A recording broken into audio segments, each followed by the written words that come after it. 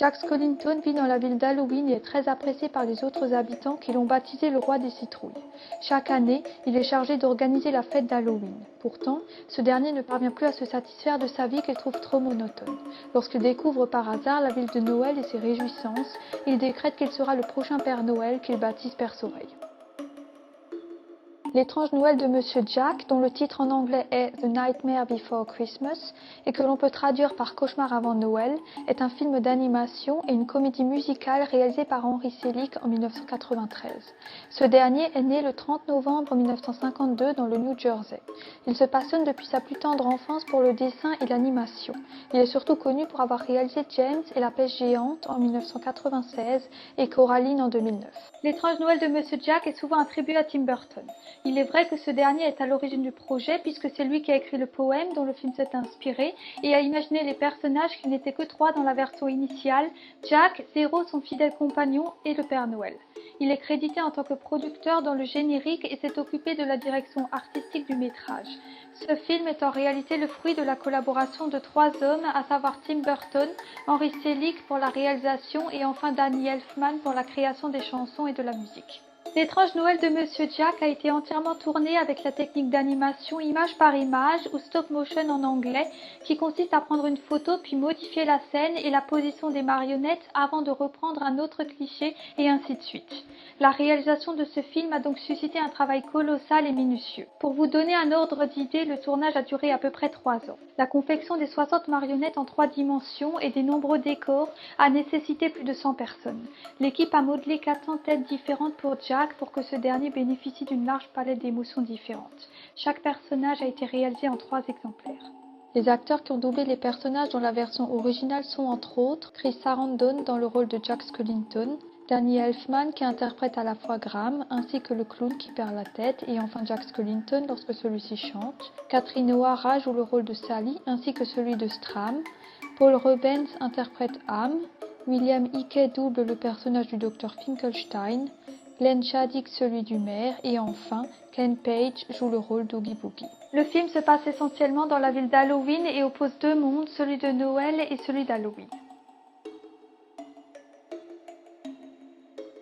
La fête d'Halloween qui a lieu le 31 octobre trouve ses origines dans une fête celtique de plus de 2500 ans que l'on appelait Samhain qui célébrait la fin d'une année et le début de la suivante.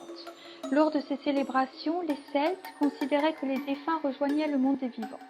Vers le 8e siècle, l'Église catholique a remplacé la fête de Samhain par celle de la Toussaint. Puis, au milieu du 19e siècle, les Irlandais, victimes de la Grande Famine, ont émigré aux États-Unis et ont apporté avec eux leurs contes et légendes.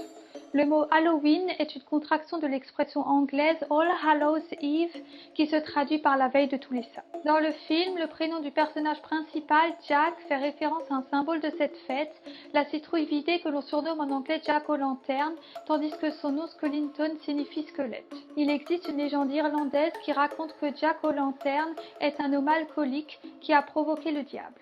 À sa mort le 31 octobre, ni le paradis ni l'enfer ne veulent l'accueillir. Depuis, il est condamné à errer dans le noir et se déplace avec une bougie plantée dans un navet évidé. Il réapparaît chaque année à Halloween. Avec le temps, la citrouille a remplacé le navet. La ville d'Halloween est complètement à l'opposé de la ville de Noël. En effet, le réalisateur s'est inspiré de l'expressionnisme allemand, un courant cinématographique des années 1920 qui joue sur des décors sombres, gothiques, aux lignes irrégulières et aux éclairages contrastés. Les couleurs utilisées sont structurées autour du gris ou du noir. Les personnages sont stylisés, notamment Jack, dont les mouvements sont exagérés et forcés. On retrouve également dans le film les figures emblématiques de ce courant cinématographique, comme le vampire ou encore le savant fou et sa créature qui rappelle Frankenstein. En effet, on peut citer parmi les longs métrages les plus connus de l'expressionnisme allemand, Le cabinet du docteur Caligari réalisé par Robert Wiene en 1920, Le golem réalisé par Paul Wegener et Karl Böse la même année, Nosferatu le vampire réalisé par Friedrich Wilhelm Murnau en 1922, Metropolis réalisé par Fritz Lang en 1927, Frankenstein réalisé par James Whale, ainsi que M le maudit réalisé par Fritz Lang qui sont tous les deux sortis en 1931. Enfin, dans le film, la ville d'Halloween est peuplée de monstres. Elle apparaît comme un endroit peu sûr, dangereux. Les citoyens, quant à eux, ont l'air hostiles et effrayants. A l'inverse, la ville de Noël est représentée dans le film comme un lieu chaleureux, où il fait bon vivre et où les habitants sont heureux. On a l'impression que tout y est parfait et que l'imprévu n'existe pas.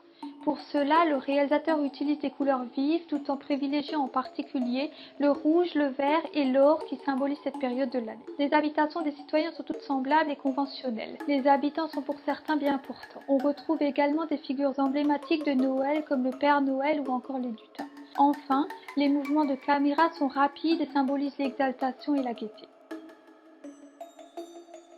Le film L'étrange Noël de Monsieur Jack interroge tout d'abord le spectateur quant à la définition de ce qu'est la normalité, en opposant le mode de vie des habitants d'Halloween à celui de la ville de Noël. Ainsi, ce qui est ordinaire pour les uns est anormal ou effrayant pour les autres. On le voit bien dans la scène où Jack prend la place du Père Noël et apporte des cadeaux terrifiants confectionnés par les habitants de la ville d'Halloween. Ces présents sont très mal reçus par les gens car ils sont trop différents des cadeaux traditionnels qu'ils reçoivent généralement à Noël. Pourtant, les citoyens de la ville d'Halloween pensaient bien faire. Ils souhaitaient seulement être des personnes normales et participer aux festivités tout en apportant leur touche personnelle. Ainsi, il ne faut pas s'arrêter aux apparences qui peuvent être trompeuses. En effet, même si les habitants de la ville d'Halloween ont l'air hostiles et terrifiants aux premiers abords, ils sont dotés de bonnes intentions puisqu'ils s'écoutent entre eux et s'entraident. Au contraire, ceux de la ville de Noël semblent vivre dans un monde parfait, mais on retrouve dans le film plusieurs éléments qui démontrent cette réalité. Les canons utilisés par l'armée pour tirer sur Jack et son traîneau qui symbolise la guerre, les journalistes et les policiers qui sont déshumanisés car on ne voit pas leur visage, ou encore les lutins qui travaillent à la chaîne pour confectionner les cadeaux. La solitude est également un thème très présent dans le film. Malgré la popularité de Jack dans sa ville, il se sent incompris et seul. La seule personne qui le soutient et qui le comprend vraiment est Sally, une sorte de poupée conçue et créée avec des morceaux de chiffon assemblés par le docteur Finkelstein.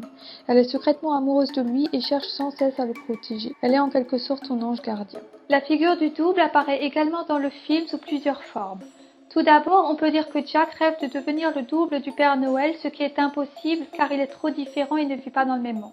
En effet, lorsque ce dernier organise la distribution des cadeaux de Noël, il utilise des rennes non pas en chair mais en os. Quant au docteur Finkelstein, il a inventé une créature qui est sa propre moitié.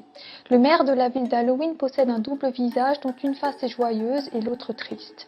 Enfin, Jack et Sally se ressemblent beaucoup et sont faits pour s'entendre. Ils sont des doubles parfaits tout en conservant leurs différences. On retrouve un autre symbole très présent dans le film, la spirale. En effet, on peut apercevoir cette figure dès le début dans la forêt au pied des arbres qui représentent chacun une fête.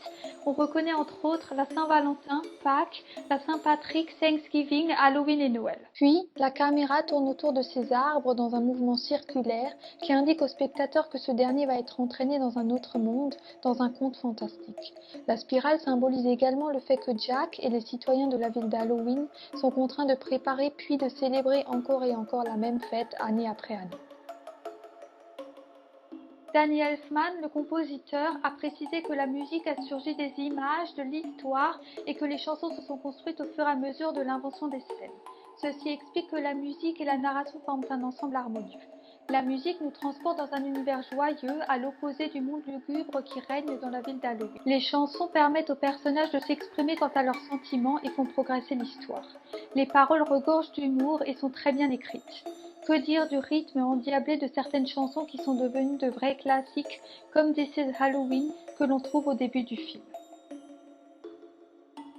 Ce merveilleux conte est une réflexion sur notre rapport à la normalité, la marginalité et la tolérance.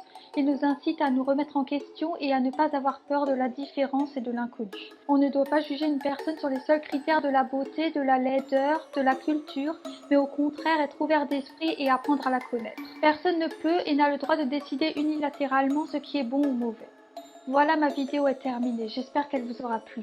N'hésitez pas à nous laisser un petit commentaire, à liker et à vous abonner si ce n'est pas encore fait. A très vite pour une nouvelle vidéo.